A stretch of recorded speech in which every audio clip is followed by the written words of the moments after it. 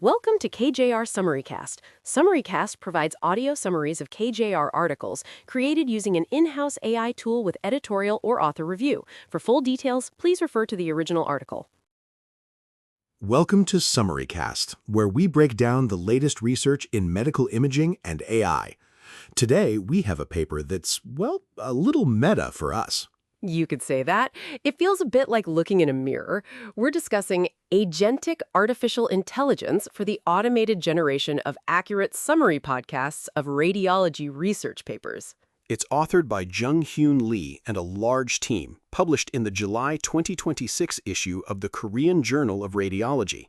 The central question lands close to home for a show like this. Can AI generate high-quality podcast-style summaries of complex research? And more specifically, can a custom-built AI do it better than a generic, off-the-shelf tool? That's the real core of the study. Exactly. Podcasts are a great way for busy clinicians to keep up with the literature, but producing them is time-consuming. So the idea of automating the process is very appealing. But the risk is huge. You can't have an educational tool for doctors that makes factual errors, or what the field calls hallucinations. Right. General-purpose tools might be good at sounding fluent, but they can stumble on the details.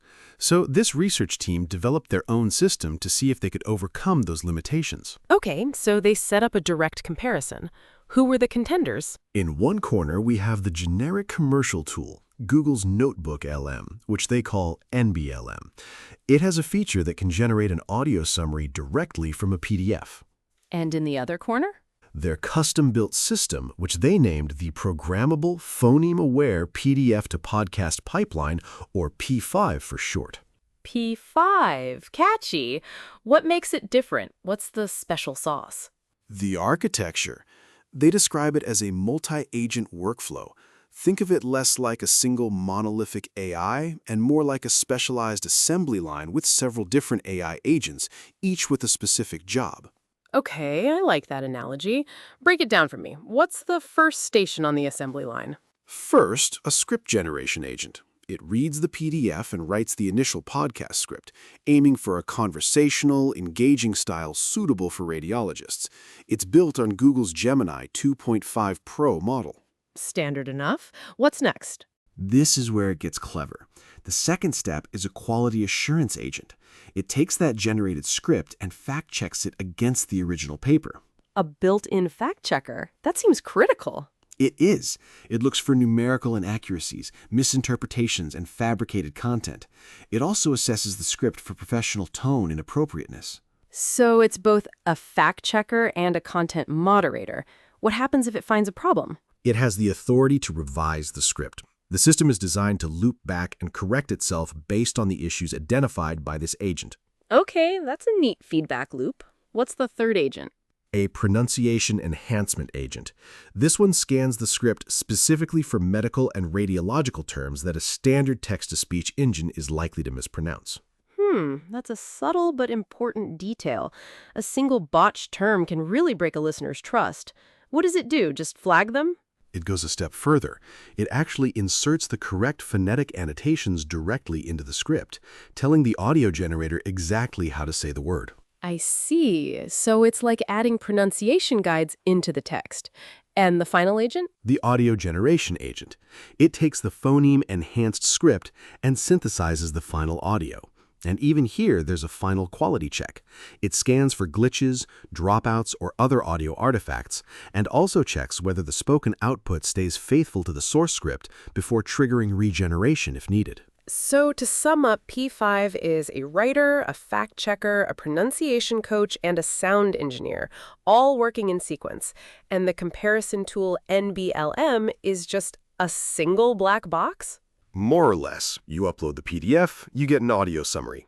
It's simpler, but as the study explores, that simplicity might come at a cost. All right, so that's the setup. How did they actually test them? What was the experiment? It was a pretty robust within-subject design. They took all 22 original research articles published in the April 2025 issue of Radiology. A top-tier journal, so the source material is complex and dense. Exactly. For each of those 22 articles, they generated 2 podcast episodes, one using their custom P5 pipeline and one using NBLM.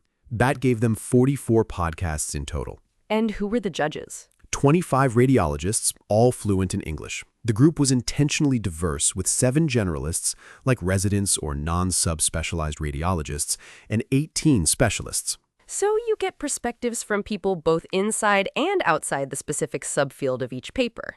Precisely. Each paper's 2 podcasts were evaluated by a panel of 4 radiologists, 2 generalists and 2 specialists matched to the paper's topic. And crucially, were the raters blinded? Absolutely.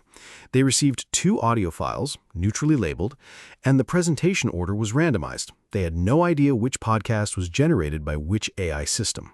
Okay, so the methodology seems sound. Let's get to the results. What did they find? Let's start with a big one, factual errors. The results were pretty striking. The custom P5 pipeline produced significantly fewer hallucinations. Quantitatively, P5 averaged 0.32 factual errors per episode. And NBLM? NBLM averaged 0.93 errors per episode, nearly 3 times as many. Wow, that's a 66% reduction in errors just by using the Agentic pipeline. That's a non-trivial difference. It is, and it's reflected in the number of completely clean episodes. With P5, about 72% of the podcasts were entirely free of hallucinations. And the generic tool? Only about 57% were error-free, so your odds of getting a completely accurate summary were quite a bit higher with the custom system. Okay, that's the primary outcome on accuracy.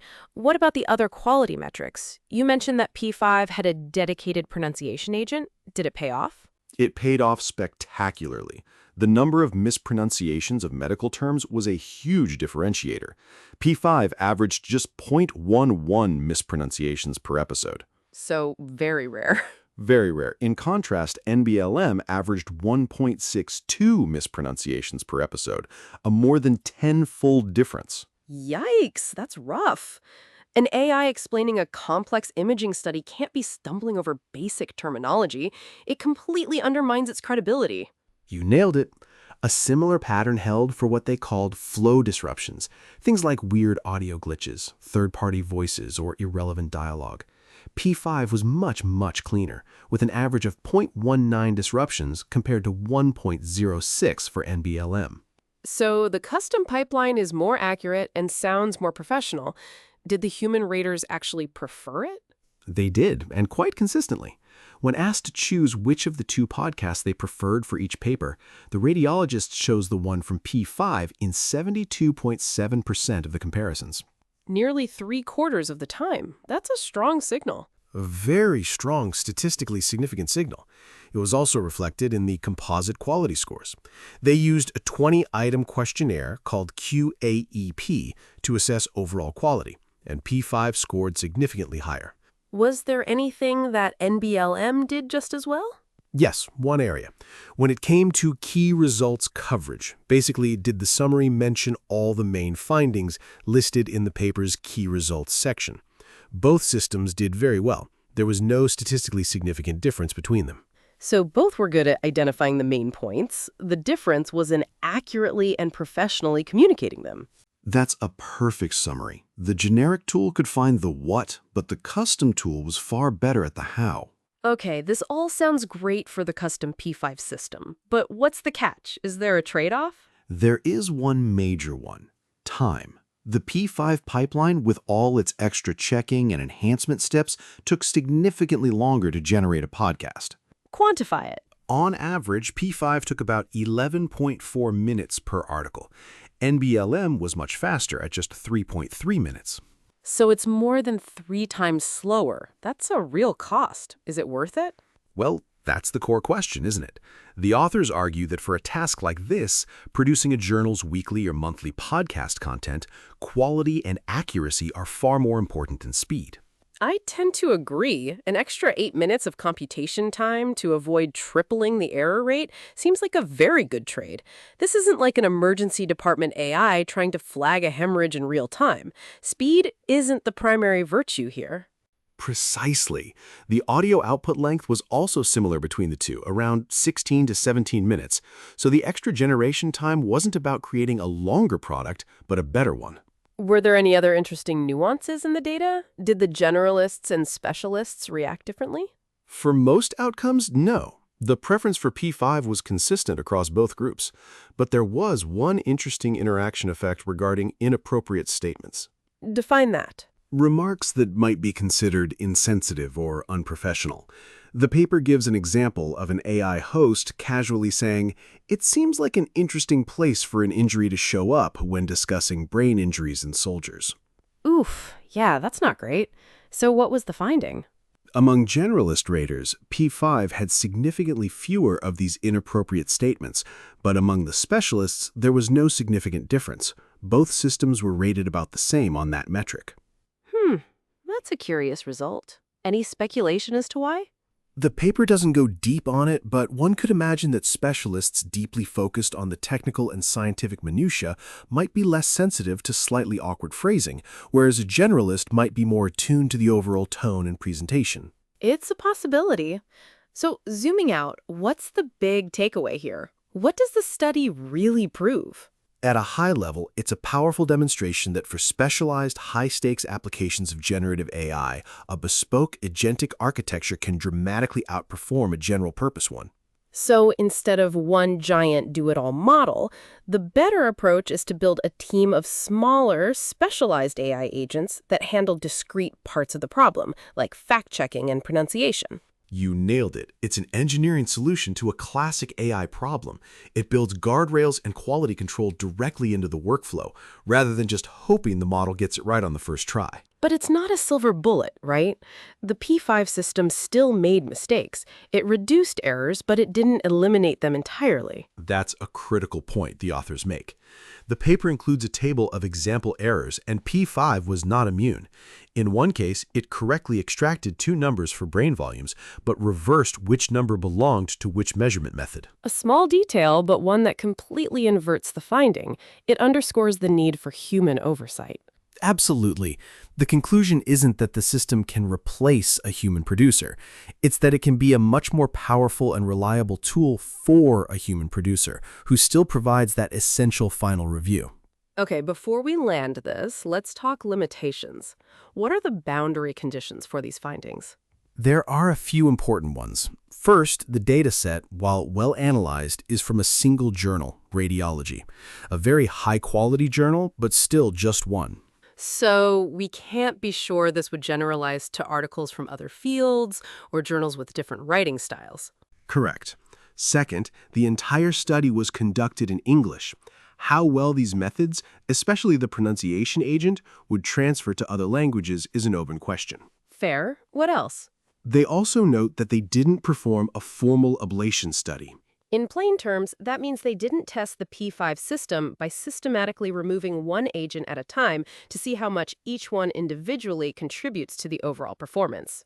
Exactly. We know the whole package works better, but we can't definitively say, for example, the fact checker was responsible for 40% of the improvement and the pronunciation coach was responsible for 30%.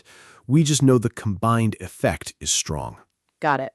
So if I had to summarize the bottom line here, it would be this. For creating reliable, professional-grade educational content for clinicians, generic AI tools are probably not yet up to the task. But a purpose-built agentic system with multiple dedicated layers of quality control can produce summaries with significantly higher accuracy, better delivery, and greater listener preference. It's a compelling case for building specialized tools for specialized jobs, and a healthy reminder that, at least for now, the human in the loop remains the most important quality assurance agent of all. I couldn't have said it better myself. That's all for this episode of SummaryCast. We'll be back next time with another look at the research shaping the field.